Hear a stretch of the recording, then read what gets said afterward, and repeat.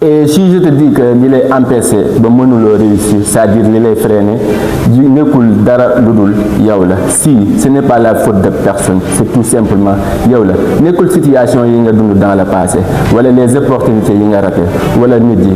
Non, tu n'es pas en retard à cause de personne. C'est toi qui te freine, c'est toi qui te bloque.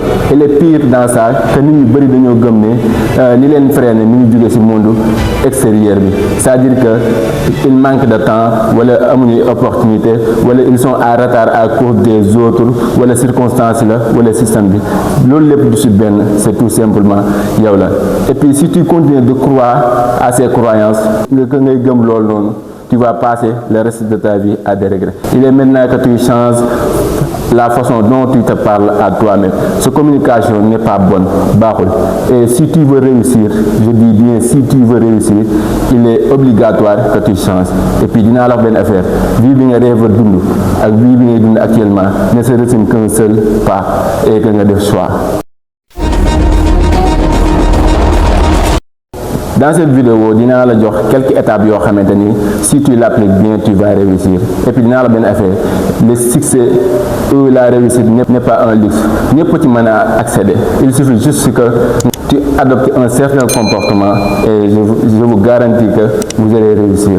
Sans plus tarder, on va aller directement dans notre vidéo.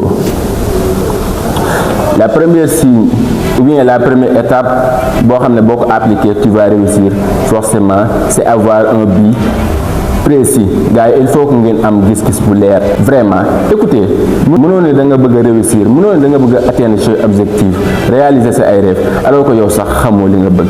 La première étape pour réussir, il faut que nga xam li nga bëgg. Kon il faut que nga xam li nga bëgg d'abord. Mën naa wax ne c'est le signe indiscutable sax buy wane ne tu vas réussir. Il faut que d'abord nga chercher lan mooy sa objectif de vie, lan mooy sa ay rêves, lan mooy sa ambition. Et dès maintenant boo ko xamul, je t'invite à partir d'aujourd'hui nga toog nga xalaat bu baax a baax lan nga bëgg a def sa life, quels sont tes rêves, quelles sont tes ambitions, tes objectifs. Xalaat bu baax a baax et essayer de trouver de bonnes questions. Mënoo bëgg a am benn affaire te yow xamoo li nga bëgg d'abord. Il faut nga xam li nga bëgg d'abord avant que nga koy obtenir. Il faut nga xam li nga bëgg d'abord avant nga koy réaliser. Et comme disait un gars que je respecte beaucoup du nom de Carabon, suivez vos rêves, qu'ils connaissent le sommet. C'est très important. Ça veut dire tout simplement que nit mënul réaliser lu mu xamul, nit tamit mënul atteindre loo xamante ni leerul ci boppam. Doore maintenant il faut ngeen xam lan mooy seen ay rêve, lan mooy seen objectif, lan mooy seen vision de vie. C'est la première chose. Bu affaire yi leerul sa bopp, je pense que doo mas a yegg fa nga jëm. À partir de maintenant kon toogal nga xalaat bu baax a baax quels sont tes objectifs, je répète, quelles sont tes ambitions, ta vision, tes rêves. Soo ko xamee en tête, forcément tu vas réussir. Même si le fait que nga xam say ambitions, say objectifs, say rêves ne détermine 100% que tu vas y arriver, mais au moins xam nga li nga bëgg. Bu leen nit waxee quels sont tes rêves, di nga ko mën a tontu. Quelles sont tes ambitions, di nga ko mën a tontu. Quels sont tes objectifs de vie, di nga ko mën a tontu. La deuxième étape pour nga réussir, il faut être focus gars yi. Il faut que ngeen concentré wu. Écoutez, leen nangu benn nit di leen imposer ay lois, bu leen nangu benn nit ñëw di def ay choix ci seen dund wala muy jël ay décisions. Non, votre vie c'est votre vie. Et bu leen nangu benn nit ñëw di dicter seen vie. Non, xam nga ñaata nit ñoo amoon de bonnes idées, ñaata nit ñoo amoon des évolutions de carrière, ñaata nit ñoo amoon ay objectifs, ay rêves, et benn affaire rek moo leen freiné, le mot non, parce que dañoo bàyyi nit ñi dicter seen vie. Lan mooy sa ay objectifs de vie, lan mooy sa ay rêves? Quelles sont les personnes qui te bloquent? Quelles sont les choses qui te freinent? Ñi nga xamante ni dañ lay décourager loo, soutenir dañ lay décourager tout le temps. Il faut les supprimer, c'est la meilleure façon. Et puis il faut être concentré et donnez-vous tout, def leen ci lépp, qu'il soit votre temps, votre énergie, votre attention, et faire tout possible à ce que ngeen réussir loolu. Et je pense que c'est la meilleure réponse. Supprimer nit ñi nga xamante dañ lay décourager, les choses qui te bloquent, qui te freinent, supprimer-la dans ta vie et essayer de continuer. Faire tout ton possible lépp loo man pour réussir. Nit yi nga xam ne gëmuñu la bul arrêter parce que gëmuñu la. Nit yu bari raté nañ seen ay rêves, raté nañ seen ambition de vie parce que nit ñi gëmuñu leen woon.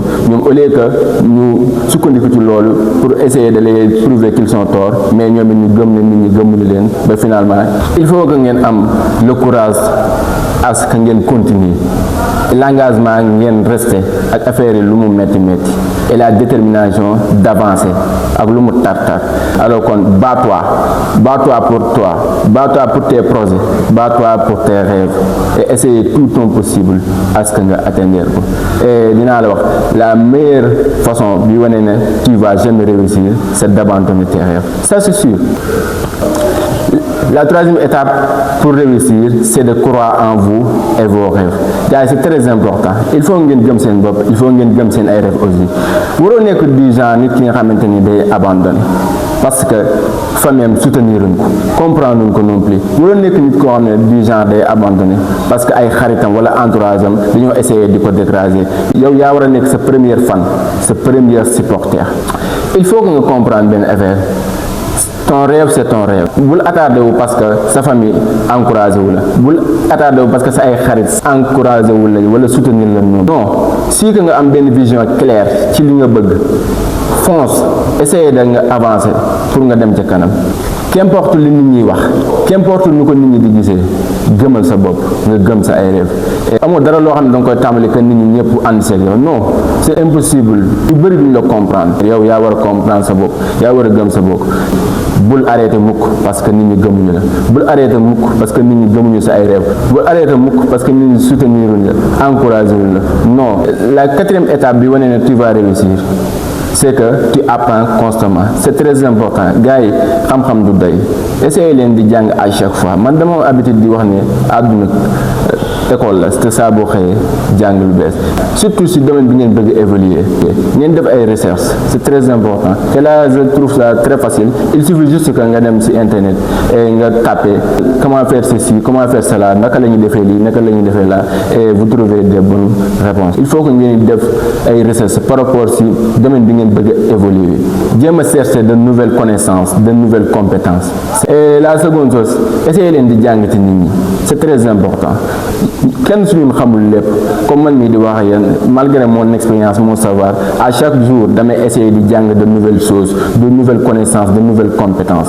Et puis bul xeeb kenn mag wala xale ku nekk mën na la jàngal dara. Parfois damay toog si mbooloo ma, parfois damay xam sax nit ñi di li ñuy wax mais da ngay gis dama naan tekk di diglu juste pour jàng ay ak ku mën a doon bon fu ngeen mën di nekk di leen jàng si nit ñi, c'est très important. Xam-xam du doy te et puis ñun xamuñu lépp. Bul xeeb kenn, bul xeeb xam-xamu kenn parce que ku ne mën na la jàng. Et à chaque fois il faut continuer de chercher de nouvelles connaissances, de nouvelles savoirs, c'est très important. Si tu l'appliques très bien, tu vas réussir forcément. La cinquième étape lui montre que tu vas réussir, c'est-à-dire essayer prêt à confronter l'échec. Sachez que di ngeen échouer encore. Je vois beaucoup de gens yoo xam dañoo abandonné parce que si ñu dugg ci benn affaire rek échouer que pour la première fois dañuy abandonné. Mun leen a réussir lépp lu ngeen dugg au premier essai. C'est impossible, voire même très difficile. Cela ne vous dit pas que da ngeen a war a abandonner. Et le pire dans ça, damay gis ay nit yoo xamante il suffit ñu dugg ci benn affaire échouer rek. Il essaie de trouver des excuses mal fondées di wut ay lay, c'est-à-dire que lii dama jàpp ne dafa gënul ci man, lii dañ koo deful pour man, du n'importe quoi. Loolu dara du ci dëgg, sa xel moo lay gëm loolu. Et puis dinaa wax benn affaire, l'esprit c'est comme un muscle, soo ko entraîné il devient fort. Dékku lu mën a xew mais soo ko bàyyee il va te diriger dans les mauvaises choses. Il faut que ngeen adapter un esprit positif, soyez optimiste gars yi. Il faut que même bu ngeen dugg benn affaire ne dis jamais que mënul nekk, dis toujours que c'est possible et essayez de tout faire. Et puis les pensées négatives c'est très dangereux, évitez ça les gars. Il faut que ngeen di jéem a adapté wu des pensées positives, soyez optimiste ak lu ngeen mën di dugg ne dis jamais que mënuma ko, dis plutôt que je vais essayer. Et dinaa wax benn affaire, soo xeexul ngir am li nga bëgg même Dieu ne sera jamais content de toi. Il faut être déterminé. Chaque être humain sur terre a une mission. Nous ñëpp dañoo am mission mais très peu ñooy réussir seen mission yooyu. Kenn ku nekk ci ñun dafa am mission de vie. Alors gars yi essayez de réussir votre mission de vie. Yàlla créé wu ñu kenn ku nekk ci ñun juste pour ñëw ci. Il faut se battre et éviter les pensées négatives. Je vais vous donner un bonus.